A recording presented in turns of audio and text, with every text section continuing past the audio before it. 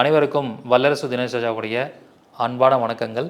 நாம் இந்த சீரீஸில் உங்கள் ஜாதகத்தில் குபேரன் எங்கே இருக்கிறார், லக்ஷ்மி எங்கே இருக்காங்க அப்படிங்கிற விஷயத்தை பற்றி டிப்ஸ் சொல்லிக்கிட்டு இருக்கேன். சுக்கிரன் இருக்கிற இடத்துலேருந்து 11ஆம் இடம் வந்து லக்ஷ்மி வாசம் செய்யக்கூடிய இடமா இருப்பாங்க. சகல ஐஸ்வர்யங்களையும் கொடுக்கக்கூடியவங்களாக இருப்பாங்க.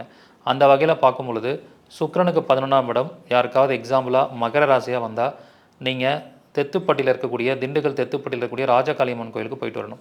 அப்படி போகும்பொழுது ஒரு மிகப்பெரிய முன்னேற்றம் உங்கள் வாழ்க்கையில் நடைபெறும், சகல ஐஸ்வர்யங்களும் கிடைக்கும். ஸோ இந்த மாதிரி ஒவ்வொரு ராசிகளுக்கும் சுக்கிரனுக்கு 11ஆம் இடம் மேஷமாக வந்தால் என்ன, கன்னியாக வந்தால் என்ன, ரிஷபமாக வந்தால் என்னங்கிறத வகுப்பில் சொல்லிக் கொடுக்க போகிறேன். அது விடிஆர் ஜாதக ஆராய்ச்சி வகுப்பாக நடைபெற போகுது. இந்த வகுப்புக்கான கட்டணம் ரூ. 500. 19/4/2025 நடைபெறும். விருப்பம் இருக்கிறவங்க முன்பதிவு பண்ணிக்கோங்க. முதல்ல ஜாயின் பண்ணுற 500 நபர்களுக்கு மட்டுமே அனுமதி. நன்றி, வணக்கம், வாழ்க வளமுடன்.